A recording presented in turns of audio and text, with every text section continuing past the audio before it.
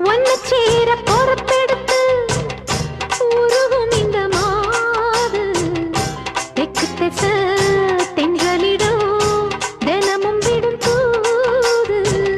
அம்மன் கோயில் சிலை எழுது அசஞ்சி வரும்போது உள் மனசு தத்தடிக்கும் உறக்கம் என்பது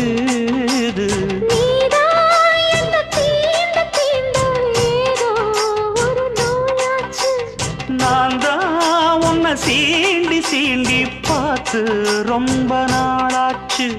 கொஞ்சம் இடம் கொடுத்த பச்சை கொடி பிடிச்சா எத்தனையோ வித்தைகளை இப்பவே நீ காட்டிடுவே